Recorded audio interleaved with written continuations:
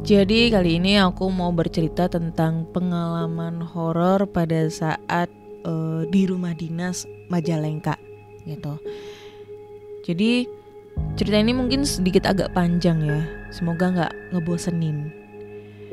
Suatu dari beberapa pengalaman yang ngebuat gue tuh sedikit trauma. Jadi masa kuliah dulu gue punya satu temen deket, ya bisa dibilang itu pacar lah ya. Dan namanya adalah Danang. Tahun 2007, Danang ini tinggal dan kuliah di Bandung. Kami beda kampus tapi satu angkatan. Ayah Danang pejabat di suatu bank daerah. Sebagai pejabat tinggi, Ayah Danang selalu berpindah-pindah tempat kerja. Tentu saja rumah dinasnya juga ikut pindah. Nah, waktu itu beliau baru saja mendapat tugas baru untuk memimpin salah satu kantor cabang dari bank itu. Cabang di kota Majalengka. Majalengka adalah kota kecil yang terletak di timur Jawa Barat. Bukan kota yang dilalui oleh jalur utama lintas Jawa. Jadi cukup sepi kotanya. Sebagai pacar yang udah lama kenal dengan keluarga Danang, mau gak mau gue harus ikut ngebantu pindahan rumah dari rumah dinas lama ke rumah dinas baru di Majalengka. Gue masih inget banget waktu itu hari Kamis, bertiga kami berangkat dari Bandung ke Majalengka menggunakan mobil pribadi. Kenapa bertiga? Karena adik perempuan Danang ikut juga, Ira namanya. Duduk di belakang kemudi. Dan waktu itu kami melewati jalur Sumedang Jatiwangi. Nah, gue tuh cukup suka dengan jalur ini karena di beberapa wilayah masih ditemui pepohonan jati di kanan kiri jalan. Ya, bisa dibilang hutan kecil. Singkat cerita, sekitar jam 5 sore kami sampai di Majalengka, kota yang cukup bersih dan rapi. Yang menarik perhatian adalah suasana lengangnya kota. Masih sore tapi sudah sepi. Kami langsung menuju ke alamat rumah dan gak memakan waktu lama kami pun sampai di tujuan. Rumah besar dengan halaman yang sangat luas, berdiri kokoh 2 pohon mangga yang rindang di dalam pagar. Bangunan arsitektur Belanda tetapi masih terlihat kokoh. Kami parkir di carport sebelah kiri. Ada jalur mobil yang mengarah ke belakang lewat pintu samping. Dan gue menebak garasi letaknya di belakang. Sebelum masuk ke rumah, gue sempatkan melihat-lihat sekitar. Depan pagar rumah ada trotoar yang berada di sisi jalan besar, tapi bukan jalan utama. Angin sore itu berhembus sepoi-sepoi, meniup dedaunan pohon mangga di halaman rumah, membuatnya jadi bersuara. Udara sore itu cukup sejuk, walau gak sedingin kota Bandung.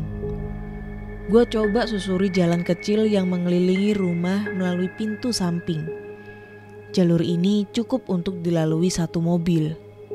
Dan bener dugaan gue. Setelah sampai di halaman belakang, ternyata memang ada garasi mobil yang cukup besar. Garasi dengan atap agak tinggi, tapi tanpa tembok di setiap sisinya. Hanya saja ada 4 tiang pancang yang menyangga atap dan garasinya terbuka. Tepat di tengah halaman, kembali gue melihat ada pohon mangga besar dan rindang. Sedikit trauma kalau lihat pohon mangga, apalagi di rumah itu ada 3. Lama gue menatap garasi belakang, kondisinya gak terawat. Debu tebal menyelimuti lantainya, terlihat kumuh. Perasaan gak enak melihatnya. Ada yang aneh, auranya ini serem. Lanjut berjalan melihat sekitar belakang rumah. Gue menemukan hal yang lebih menarik perhatian. Di paling pojok belakang bangunan sebelah kanan ada kamar mandi. Kebetulan sudah gak tahan dan gue masuk ke kamar mandi itu. Kamar mandi ini kelihatannya jarang digunakan. Daun kering bertebaran di mana-mana. Kamar mandi besar dengan desain model zaman dulu. Batu-batu alam menempel pada dindingnya. bak mandi besar dengan kloset model jongkok. Sore sudah mulai gelap. Penerangan kamar mandi hanya bersumber dari lampu bohlam 5 watt, jadi redup. Setelah selesai, gue melangkah keluar. Keanehan melihat rumah ini semakin bertambah. Ketika di sebelah kamar mandi, gue melihat sumur tua. Hanya ada sumurnya aja, gak ada tali dan ember yang biasa digunakan untuk mengambil air dari dalam sumur. Lumut tipis menyelimuti tembok sekeliling sumur. Lubang sumur ditutup oleh papan yang tebal dan lebar. Karena penasaran waktu itu, apakah masih ada air di dasar sumur, dan gue coba untuk memindahkan papan penutup. Dengan sedikit demi sedikit gue menggesernya, sumur pun terbuka. Gue bisa ngeliat ke dalamnya. Nyamuk dan binatang kecil lainnya itu langsung berhamburan keluar. Cukup lama gue menatap ke lubang sumur itu. Hari sudah agak gelap menjelang malam, jadi agak susah untuk melihat dasarnya. Nah, ketika gue sedang fokus untuk melihat ke dalam, tiba-tiba wus gitu kan, ada angin berhembus kencang dari dalam sumur, menerpa wajah. Gue kaget, refleks langsung mundur menjauh. Barusan apaan? Masa iya ada angin keluar dari dalam sumur? Banyak tanya dalam hati. Setelah udah agak tenang, gue tuh kembali mendekat ke sumur, menutup lubangnya dengan papan seperti semula. Setelah itu gue masuk ke rumah lewat pintu belakang. Kamu kenapa? Kok pucat gitu? Kayak baru lihat hantu? Tanya Danang melihat gue tuh masih agak terlihat kebingungan. Enggak ada apa-apa kok, jawab aku gitu. Terus gue dan keluarga berbincang di dalam rumah. Barang-barang dan perabotan milik orang tua Danang udah tiba 1 hari sebelumnya. Jadi udah diletakkan di tempatnya masing-masing, dan kami tuh hanya tinggal merapikannya aja. Setelah berada di dalam rumah, barulah terlihat kalau itu adalah rumah yang besar. Arsitektur Belanda, langit-langit tinggi, tembok tebal. Di dalam ada 2 toilet. Satu di kamar utama, kamar orang tua, satu lagi tuh di sebelah dapur. Di pojok paling belakang bangunan utama. Satu toilet lagi berada di belakang rumah yang letaknya sebelah sumur tadi. Ya kalau gak sangat terpaksa, gue gak akan ke toilet itu lagi. Ngeri. Tapi nantinya pada tengah malam gue dengan sangat terpaksa harus ke situ. Setelah maghrib kami berkumpul di ruang tengah, berbincang, kemudian lanjut makan malam. Dari awal gue memang merencanakan untuk menginap, kemudian pulang ke Bandung esok paginya. Gue disediakan kamar paling depan, berjajar dengan ruang tamu, tidur bersama Ira, dan berbatasan langsung dengan halaman rumah.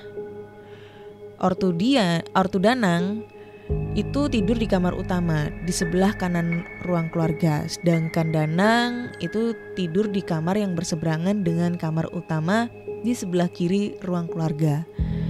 Tapi karena suatu hal, Ira memutuskan untuk tidur bersama orang tuanya di kamar orang tuanya. Jadi di situ gue tidur sendirian tuh. Nah, belakangan gue berniat untuk pulang malam itu juga. Gue ngerasa kalau suasana rumah itu udah gak enak. Perasaan gue udah was-was.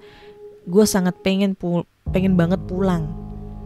Tapi sayangnya ortunya Danang ini gak ngizinin. Ya udah, gue ikut kemauan mereka. Toh hanya semalam, semoga gak terjadi apa-apa. Tapi perasaan gue semakin kuat kalau ada yang aneh dengan rumah ini. Malam semakin larut. Sekitar jam 10 kami masuk ke kamar masing-masing. Di dalam kamar, gue hanya bisa melamun menunggu kantuk datang. Gak ada yang bisa dilakukan karena hanya ada tempat tidur besar, meja kosong, dan lemari pakaian. Sepertinya malam ini akan panjang, gumam gue dalam hati. Gue bener-bener gak bisa tidur. Guling sana, guling sini, gak jelas deh pokoknya. Kantuk pun juga gak datang-datang. Gak terasa jam sudah menunjukkan pukul 12 tengah malam. Tetap gue belum tidur juga. Gelisah perasaan semakin gak enak. Kamar gue ini letaknya paling deket dengan jalan raya di depan. Tapi malam itu jalanan sangat sepi. Hanya sesekali terdengar suara motor melintas. 99% perasaan gue gak pernah salah. Ada yang aneh dengan rumah ini. Makanya gue memutuskan untuk tidur dengan pakaian lengkap. Kunci mobil dan dompet sudah berada di dalam saku. Tas udah ada di sebelah. Jadi udah ada persiapan nih.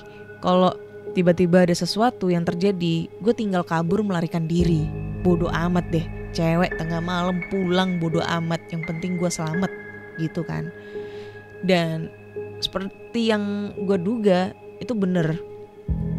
Perasaan semakin gak karuan ketika sayup-sayup terdengar suara bayi yang sedang tertawa kecil. Iya, bayi. Gue denger banget suara bayi itu tuh, jelas banget bayi lagi ketawa. Padahal gak ada bayi di rumah itu sejak gue datang.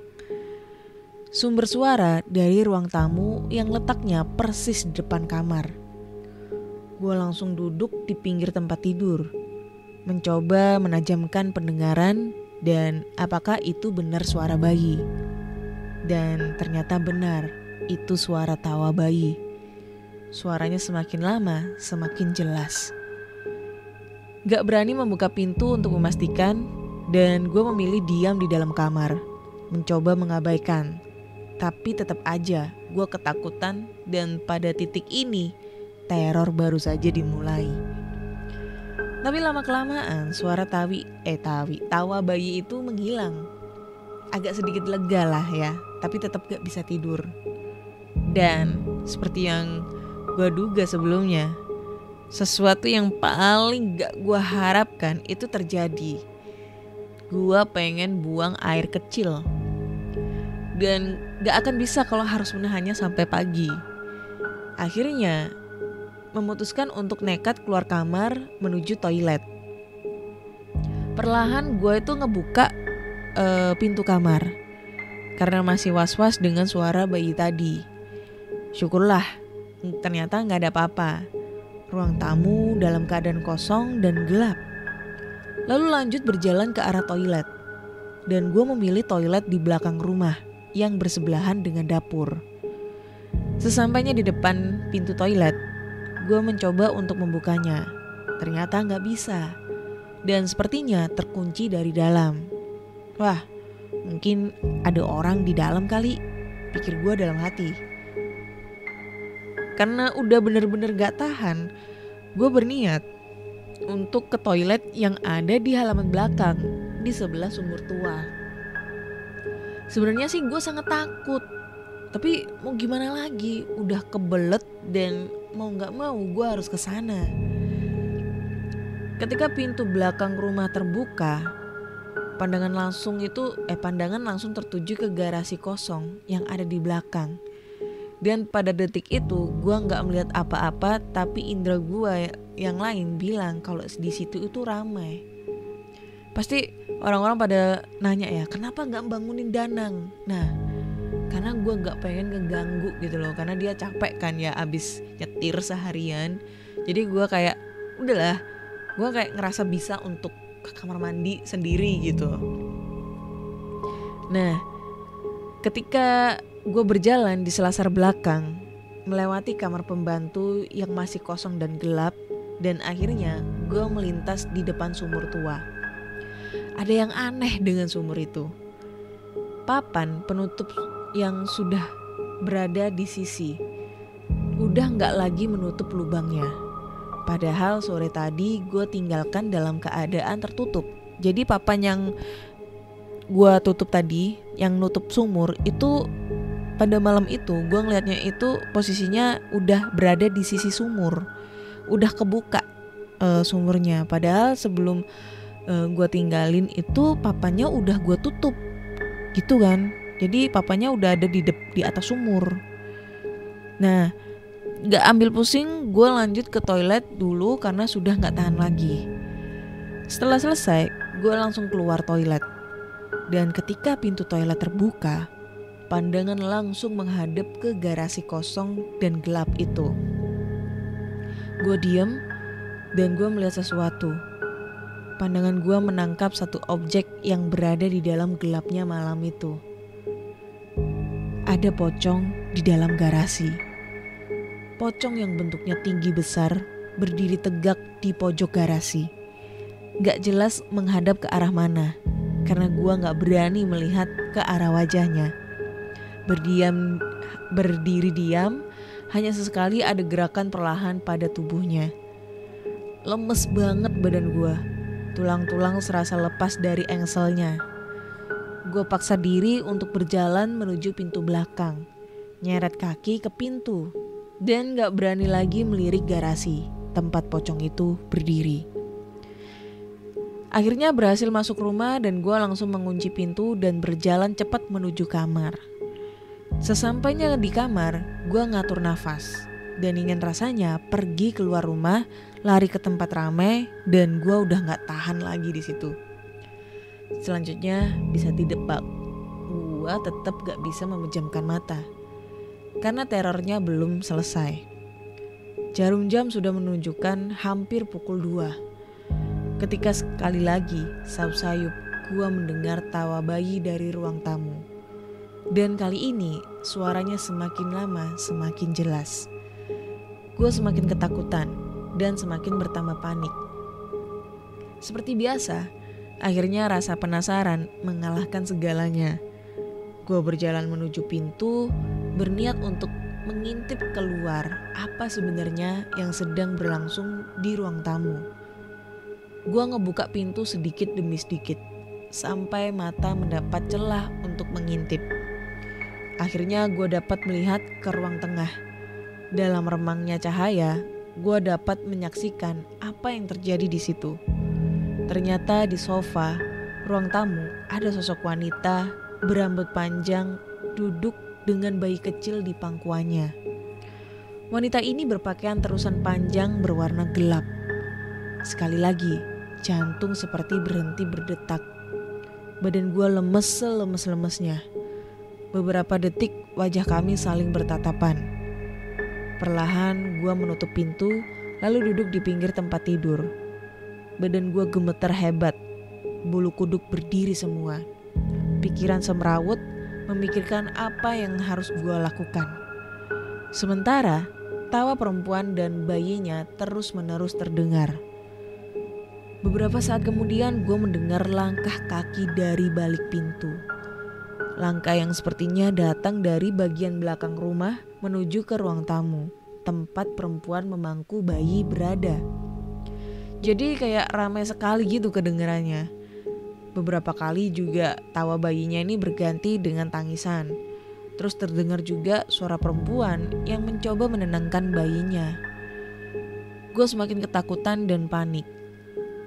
Kemudian ada suara langkah kayak duk duk duk duk duk duk gitu kan. Ya kayak gitulah pokoknya suaranya itu kedengar kayak lagi tergesa-gesa. Kadang terdengar santai juga. Gue berdoa dan berharap semoga mereka tetap beraktivitas di luar kamar. Dan semoga mereka gak mencoba masuk ke dalam kamar. Dan sementara di dalam kamar gue blingsatan dengan keringat dingin bercucuran. Tiba-tiba gagang pintu tuh bergerak-gerak sendiri. Seperti ada yang mencoba membukanya. Gue semakin panik karena jarak pintu sangat dekat. Hanya berjarak beberapa meter saja. Sialnya, gue lupa mengunci pintu sedari awal. Akhirnya pintu terbuka secara perlahan dan gue hanya menatap dalam diam. Keringat dingin semakin deras mengucur. Ketika pintu sudah terbuka cukup lebar, perlahan menyembul kepala perempuan berambut panjang dari bilik pintu. Dengan wajah yang tersenyum kecil. Ingatan cuma sampai pada detik itu saja, terus lebihnya gue udah gak inget. Gue waktu itu udah pingsan. Dan baru sadar setelah Danang ngebangunin gue untuk sholat subuh. Gue gak ceritain semua kejadian yang baru gue alamin kepada Danang dan keluarga. Dan setelah Selesai sholat Jumat waktu itu, gue pulang ke Bandung sendirian. Sementara Danang dan Ira itu pulang di hari Minggunya. Nah, belakangan itu ternyata ayah Danang ini hanya bertahan 1 bulan di rumah dinas itu. Beliau meminta pindah dan dicarikan rumah dinas yang lain. Dan setelah itu gue baru cerita nih tentang kejadian yang pernah gue alami pada saat ngebantuin pindahan rumah. Ternyata orang tua Danang ini juga mengalami hal yang sama.